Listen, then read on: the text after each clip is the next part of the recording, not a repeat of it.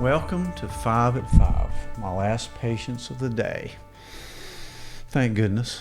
Just kidding. I enjoy seeing my patients. But every Wednesday afternoon at 5 o'clock, we do this segment that's live called 5 at 5. And the purpose of this is to really take questions and just answer them. During the week, you can mail in your questions or call or write them on our email at ben@performancemedicine.net. Or just call up one of your questions. But I've got some pretty good, interesting questions for today. My hair's a little long, as you notice, but that's because I haven't had a haircut in 2 or 3 months. Hope to get one maybe in the next week or so. But because I think we're kind of coming out of this COVID scare a little bit, maybe. The first question I have is on COVID. What are your current thinkings on COVID-19? Of course, that's all anybody's thinking about now, so it's a very appropriate question. Well, in the United States, we've had 1 million people diagnosed. It's probably far underestimated as well. We've had about 60,000 deaths. So I think globally, the death rate's about 3.1% of people that get it. And that's globally. It's much less in the United States. But so it's a serious pandemic, no doubt about it. Are we seeing light at the end of the tunnel? I think we're starting to a little bit, at least in Tennessee we are. Even in, I think in New York and New Jersey, the hard-hit areas, their rates are slowing down.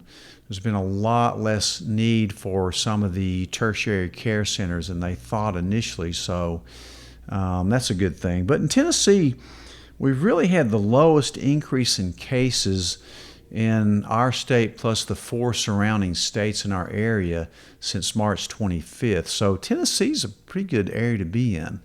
I know we're going to be opening sooner than most states, especially Virginia, which is a few miles to our north. So, and there's been a lot less death rate in Tennessee than Virginia, and we've tested about twice as many people as well. So, and certainly in our local counties, we've had a lot less of it than we thought we would.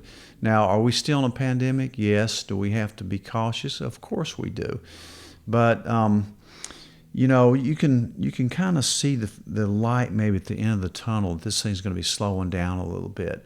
And certainly, if you take those precautions that you should be doing anyway, like washing your hands, keeping your hands out of your face, not getting around sick people that are coughing. But do I think you're going to catch it passing somebody riding a bike or walking by them? No, I really don't.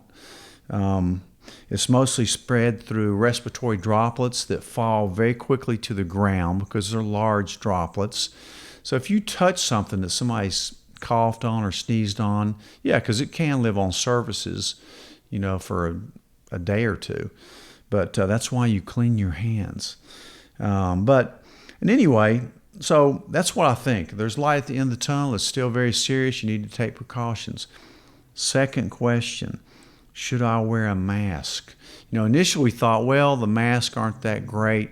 But now they're kind of recommending that you do wear a mask, especially if you're going out, or really if you're just going out in public to the grocery store or, you know, laundromat or wherever you have to go, then you should wear a mask.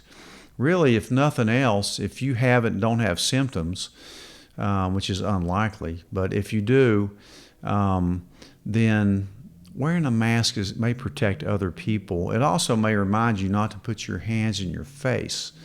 You know, that's one reason I'm wearing glasses all the time now. I just need reading glasses, but I'm wearing it so I don't get those droplets or I don't touch my eyes, which I think is worse than putting it in your mouth or nose. So, you know, do all those things that you should be doing anyway. You touch a door when you go into a bathroom somewhere out, you better have your hand cleaner there and open it with a paper towel or something. So wearing a mask, it's not going to hurt you to wear a mask when you go to the grocery store. It tells people you're thinking about it too. Next question. What are some of the main symptoms of coming down with COVID? Well, of course, fever, fatigue, and a dry cough are the main three. If you get muscle aches, like you kind of have the flu, that's another one that's a little more minor than the first three. You got to think about older people too. They get different symptoms. So if you're older or your parents, you're concerned about them, one thing to look out for, if they may not run the fever. They don't mount an inflammatory response like younger people do. So if they get confused or just not acting themselves, you might think in the back of your mind they may be getting this. Or if they have certain GI symptoms, sometimes that can affect them. But so those are some of the main things. The time to go to the emergency room is if you get short of breath, because this thing mounts such a potent inflammatory cytokine storm that's what's killing people. It's not really the virus itself. Is it worse than the flu? Yeah, it's worse than the flu for sure. And the flu can be bad. The flu kills about 1% of people that get it globally. This thing's killing about 3%, so it's definitely worse than the flu. Now, I've got a couple, and one other question on that. Is it spread through drinking water? There's no evidence of that, so you probably shouldn't worry. Just drink your filtered, clean water. I had a couple other questions that weren't really related. These came through my phone that to the COVID. So I hope to update you every week on the COVID and what I'm thinking, but I'm a lot more optimistic recently than I was 2 weeks ago for sure. And I think the partial reopening in certain places is actually going to be a kind of a good thing, because this thing's taking some economical and psychological tolls that are going to be felt way down the line, when we're way over this epidemic. And they're making tremendous strides in working on a vaccine and current treatments of this thing. And it changes day by day, so you have to kind of stay tuned a little bit. But anyway, we've got the brightest minds in the world working on this thing, and I do think it will be solved. But anyway, let's get to a couple non-COVID questions. It's always kind of neat to talk about. This is a really good question I got today from a lady. I'm curious as to how you may be able to help me. I'm 45 years old, lupus, went through fertility treatments, have been on several diets. I'm overweight from disease and fertility treatments. I get tired really easily and out of breath. I can't afford to keep buying clothes to fit. I want to do something, but I have a tendency to obsess about diets and overthink them. I feel miserable. I want to be healthier, but I'm super overwhelmed. If I walked into your office, what would you say to me? I'm also on a limited income, so would it be economically feasible? Well, yeah, definitely economically feasible. I'm certainly not going to overcharge you. What is not economically feasible is for you to be miserable and spend the rest of your life or years going through misery, unproductivity, and not spending your money wisely. What's more important than your health? It's very economically feasible. Anything I do in this office, especially because I don't work with insurance unless you need labs, we'll certainly file your insurance on that. But it's probably the most affordable, smart thing you can do is to think about your health. But here's the thing. So I take it from this, you have kind of an autoimmune disease, lupus, and you're overweight. You may have PCOS because you've had fertility issues. The first thing I think about is, and I don't know what kind of workup you've had or anything, but I need you to bring that in if you do see me so I can not have to repeat a lot of stuff. But, you probably have autoimmune issues. You probably have gut issues. I'd bet my bottom dollar that your gut is not working properly and that you would tell me, yeah, I have stomach problems in some form or fashion. About 80% of these autoimmune diseases start in your gut. So the first thing I would start looking at is your gut. And it'd be very simple questions like, what are you eating?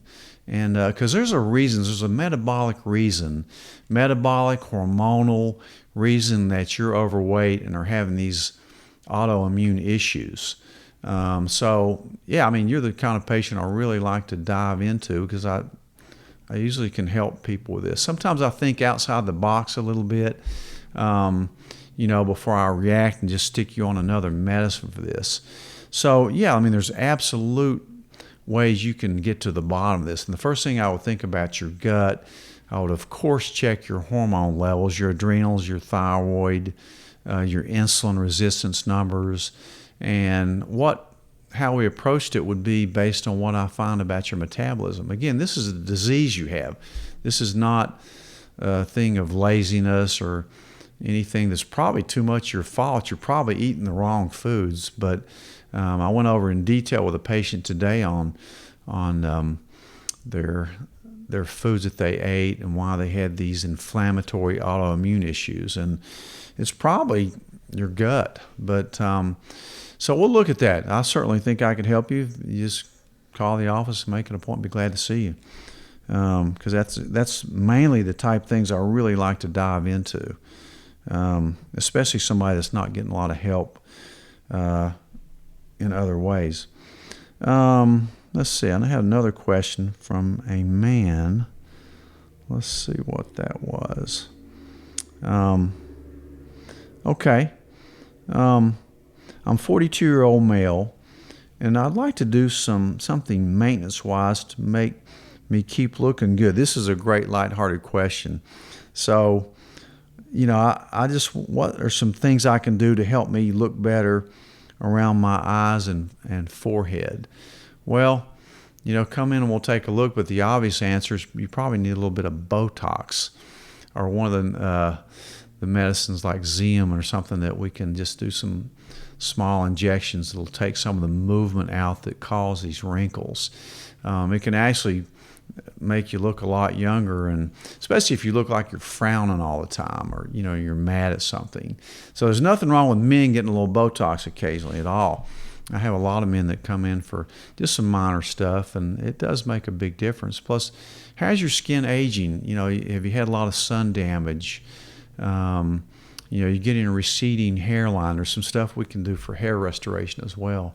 But, there's a lot of little things you can do that will make you amazed. If you go, we do have this new oil therapy machine that we purchased about 6 months ago. That's an amazing way to get a non-surgical lift from your face. It's just amazing. If you go look on my website, you can see I did it.